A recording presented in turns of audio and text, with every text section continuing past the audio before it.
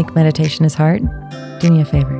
Take a slow, deep breath in, and now breathe out. Congratulations. You just meditated. Welcome back to Breathe In, Breathe Out. I'm Krystal Jakosky, and yeah, baby.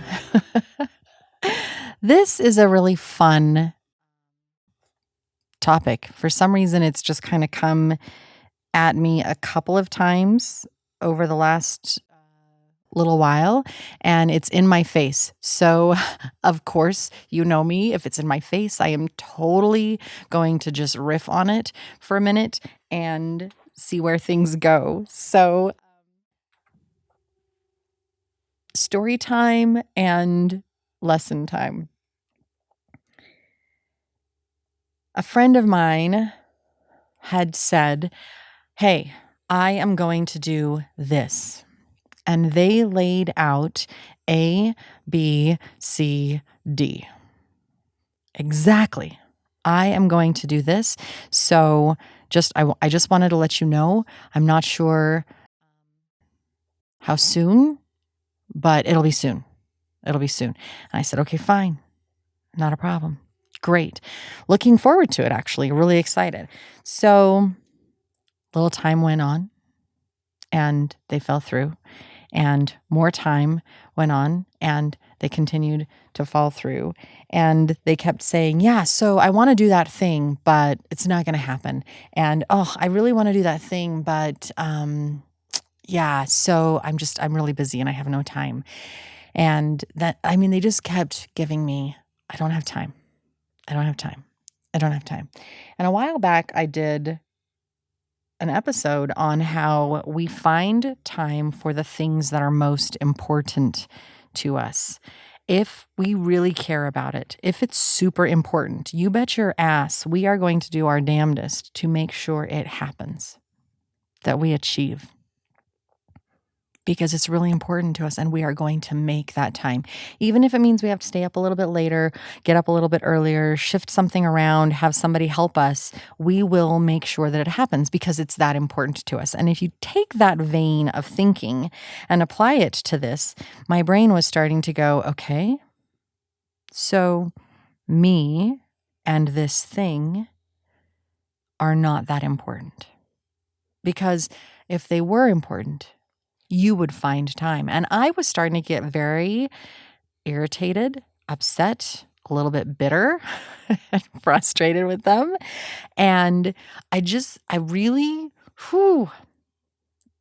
wanted to vent about them behind their back. I wanted to talk to people about how they had done me wrong and how they weren't following through and how this just isn't fair.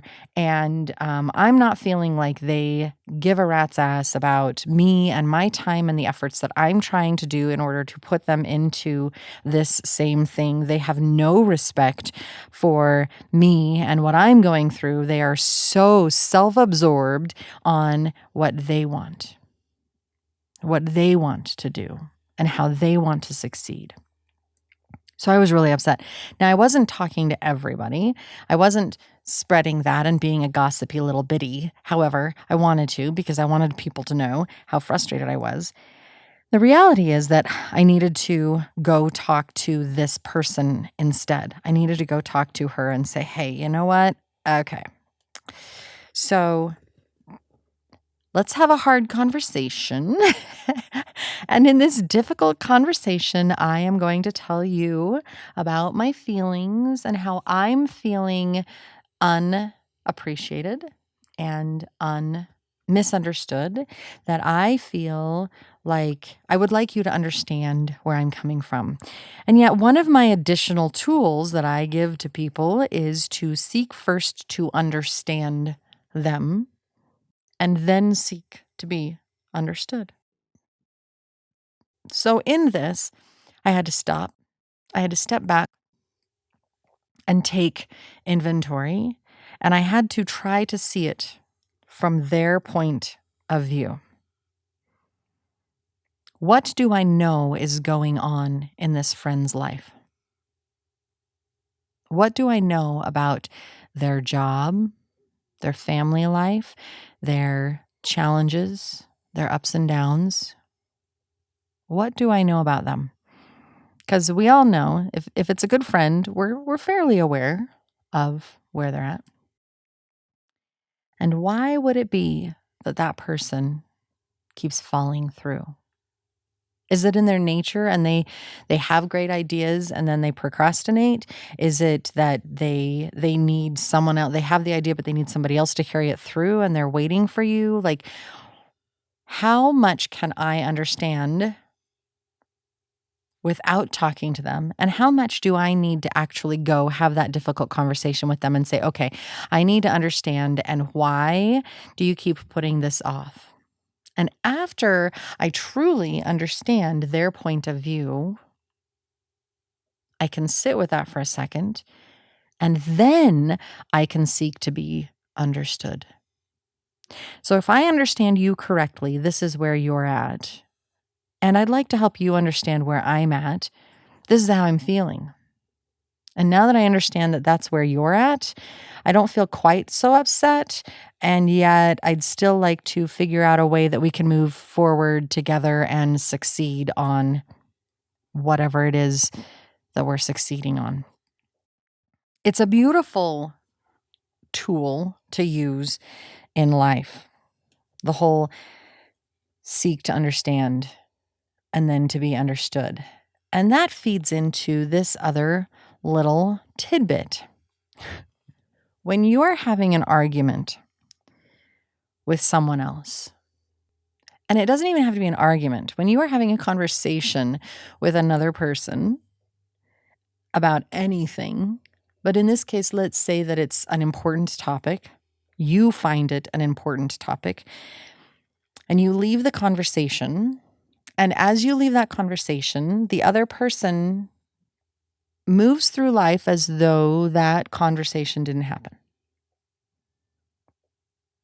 And you get frustrated and you get annoyed, just like I did with my friend. And you're like, but you said this and you said that, and we're going to, we're supposed to be working together. The fact of the matter is that in that conversation, whether it's an argument or a simple conversation or a planning session, whatever it is, there are 3 sides. There is your side with your emotions, your history, your backstory, how you feel in life. There is the other person's side with all of their filters and their backstory and experiences and trauma. And then somewhere in the middle is another side that is only the truth with all of the other emotional filters removed. The facts, if you will. There are 3 sides to every conversation that you have.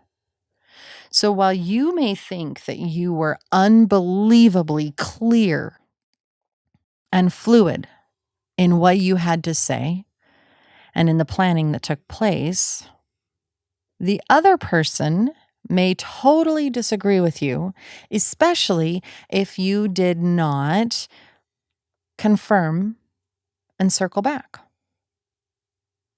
These two go very beautifully hand in hand. Seek to be understood, seek to understand, right?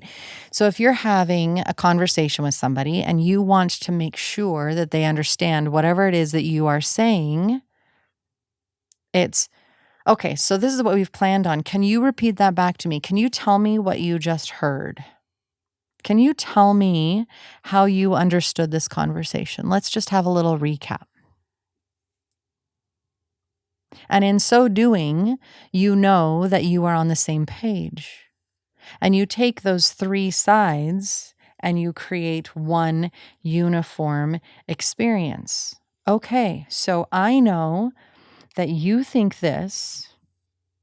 Do I agree or disagree with that? Do we need to adjust it any way, shape, or form? Or are we totally on the same page because we have made sure that we both understand each other and have been understood? Sometimes it can be very challenging because my husband and I will chat over something, and the next day I'll say, didn't you hear this, what I said? Like, we agreed that we were going to do this. And we'll revisit the conversation. And it's kind of funny because every now and then I'll go, no, you said this. And he said, no, those weren't my words. And I said, no, but they were your emotions.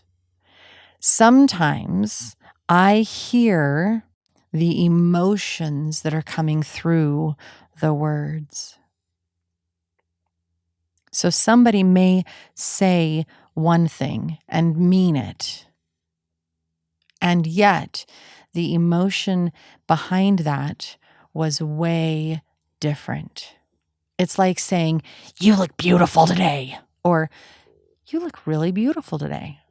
In the first one, do I really look beautiful? Or what are your emotions actually saying? Are you jealous of my outfit? Are you in a really bad mood personally?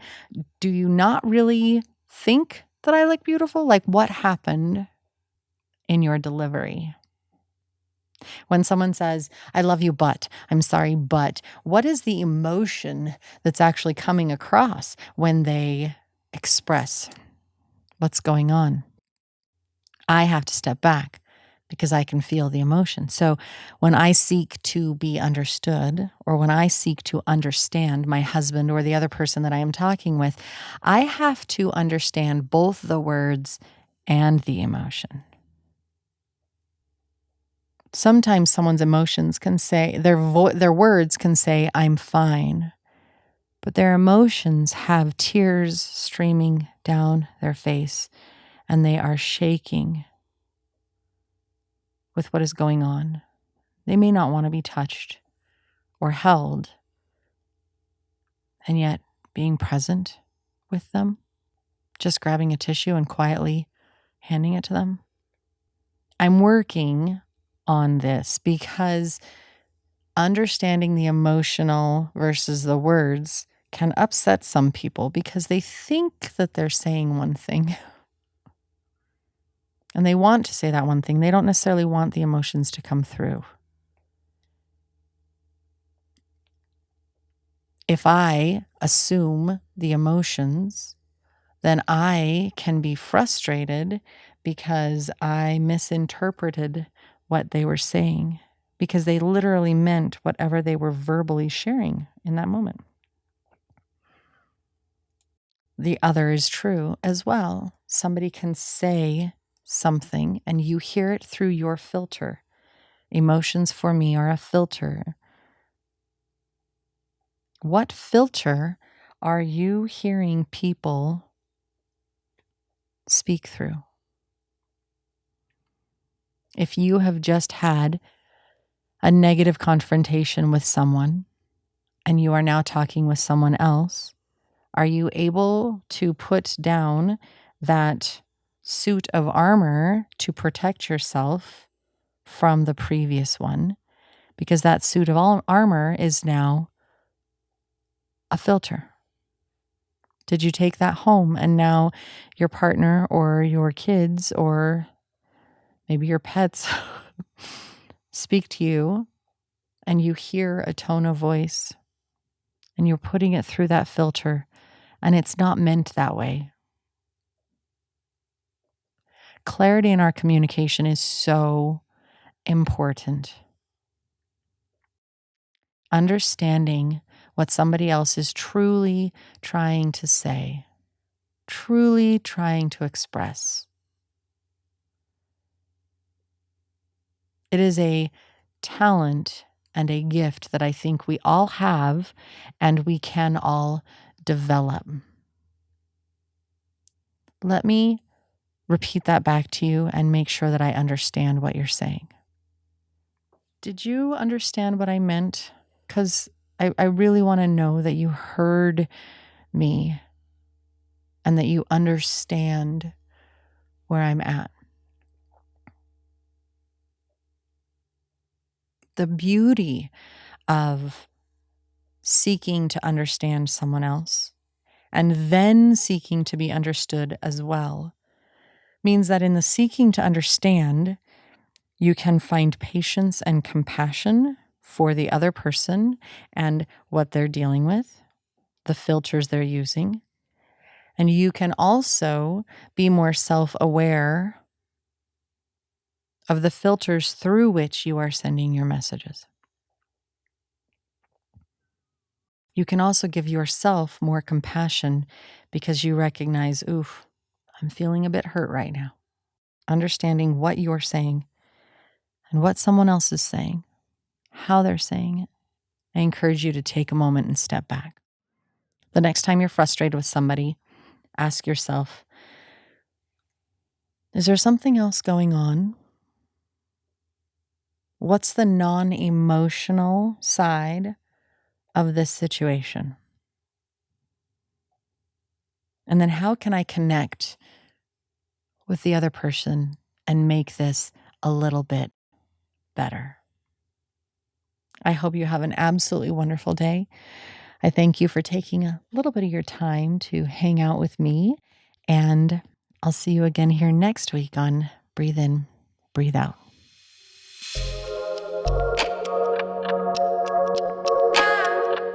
I hope this moment of self-care and healing brought you some hope and peace.